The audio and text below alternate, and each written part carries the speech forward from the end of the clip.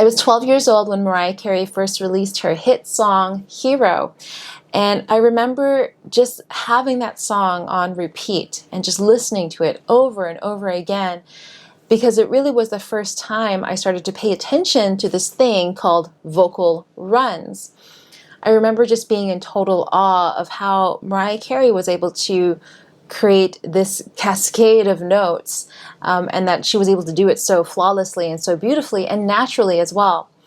So Hero, amongst many other songs by Mariah Carey and also songs by Whitney Houston as well, really were my aspirational songs. So those were the songs that I challenged myself to one day be able to master. Now, vocal runs never came naturally to me. It was definitely something that I had to work on and really break down and practice. Especially through my teens and my early 20s, I had this idea that if I couldn't execute a vocal run as well as the original singer, it must therefore mean I'm just not a good singer.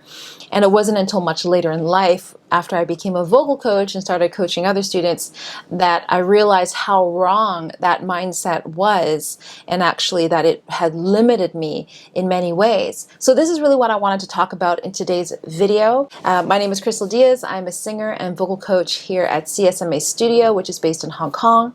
And I'm also co-founder of the Online Vocal Academy, where we help people from all around the world who haven't trained professionally and would love to become confident singers simply because singing brings them joy.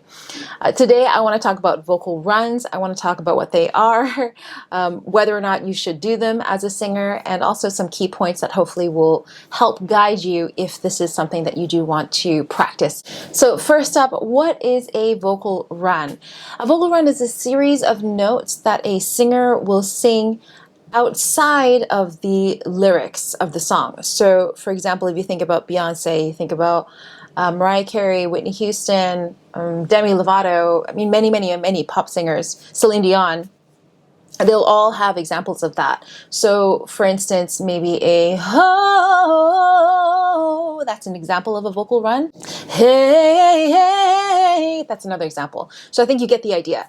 These are stylistic embellishments, and that really is the key point. My opinion about vocal runs is that they should come from a place of intention. So what I mean by that is you should have some kind of reason for wanting to do a vocal run in your performance. So for example, maybe it's an emotional intention. Maybe you want to really bring out a certain emotion that is in between the phrases of the lyrics. So it's outside of the lyrics and you just want to add something. You're feeling the emotional swell of a song and you want to express that through a vocal run. That's a great way to use it. Also, it could be a musical intention. So what I mean by that is perhaps there's a guitarist, for example, who's doing a really cool ad-lib, and you want to enhance that, or you want to embellish that or complement the guitarist or any other kind of instrument. So you may want to create a vocal run that adds to that as well. So that's a really great way to use a vocal run. Now, the second key point here about vocal runs that I want to share with you is that every note matters in a vocal run. If you're replicating a vocal run from a singer that you admire, then make sure you know exactly which notes that singer is singing. Sometimes we could skip over notes and we don't realize it. So I recommend using a software or playing it out on the piano first and foremost. That's the best way. Playing it out on the piano or whatever instrument you're comfortable with. If you don't play an instrument, then you could consider downloading a software. For example, the one I use is called Amazing Slowdowner. And what that enables you to do is it enables you to slow down. You can put in your music into the Amazing Slowdowner, and you can make it slow so that you go straight to that section of the song with the ad-lib, and you can slow the whole thing down. Then you can really hear every single note. And that's really important if you want to have a vocal run that's clean. If you're not sure what the notes are, it could end up sounding very muddy and kind of just unclear. So definitely know your notes. That's the second point. The third point I want to share with you is that you want to know your vowels. So vocal runs are typically non-verbal, so they're not really words. They're ohs or oohs or ahs. Now, some vowels are easier to sing than others, and it really depends on your voice. So if you're replicating a vocal run from another singer, and you want to use the exact same vowels, that's fine too, but do feel free to explore different vowels. For example, if the run is a hoo, and that's challenging for you, you might want to do a different vowel like ho. That might be easier for you to vocalize. So feel free to explore different vowels when you're practicing a vocal run. The next little tip or key point that I want to share with you is that you got to pay attention to your rhythm.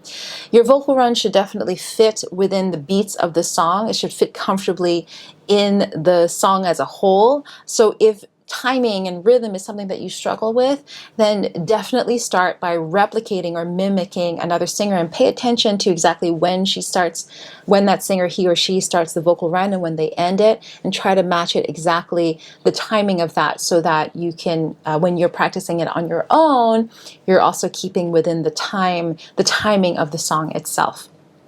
What you definitely don't want is for your vocal run to kind of have a life of its own and live outside of the beats of the song, because then it will sound like a little bit like you're not really doing it, like you're singing a completely different song. That's what you don't want. Another point about vocal runs is that you want to start with a small, shorter run, especially if you're just starting out. Start with a shorter run, and then you can always build on it later. A shorter run that's well executed will always be better than a long and complicated one with a couple of muddy or unclear notes here and there. So always start small, because remember, you can always build on a vocal run later down the line when you get more experience in doing it. And finally, the key point here, which I've mentioned a couple times already, is that you do not have to have vocal runs in order to be a great singer. You do not have to do them. If vocal runs is not something that you particularly enjoy or even like listening to, or maybe you appreciate it from a distance, but it just doesn't work in your voice, that's okay. Doesn't mean that you're a poor singer at all.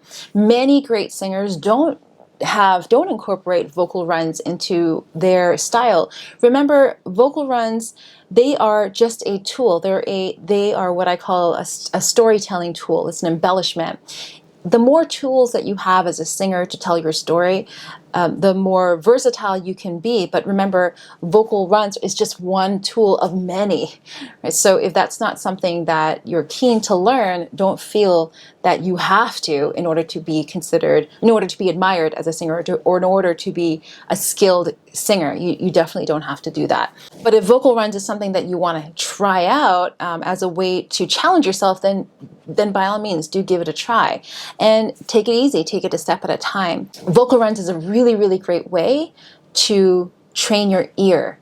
So pitch matching, or paying attention to just notes that are sung very, very quickly, and just to sharpen your awareness of pitches and notes, and just the accuracy of hitting certain notes. Vocal runs is a great way to do that. So if you want to improve your pitch matching skills, or your pitch awareness skills, and your accuracy when it comes to pitch, then vocal runs is a great way to practice that. So whether or not you use vocal runs in your own in your own style, that's kind of beside the point. You can still practice vocal runs as a way of training your ear as well. So I hope that this little video was helpful. You found value here. And if you did, let me know. Send me a message or comment on this video. I'd love to hear from you. And if you are new to vocal technique, or maybe you've stopped singing for some time and you want to get back into it again, I encourage you to check out my free vocal exercise bundle, onlinevocalacademy.com/bundle, or click the link in this description box wherever you're watching this video. And what it is a set of 3 vocal exercise routines that is guided. You'll hear my voice guiding you through each one. It's suitable for beginners, or for singers who kind of have stopped singing for some time and want to get back into it again. It's a great way to very easily get back into the habit of vocal exercising in a very gentle way. So do check that out. That's onlinevocalacademy.com/bundle. I hope you enjoyed this video. I'll see you again next week for more singing tips. See you then.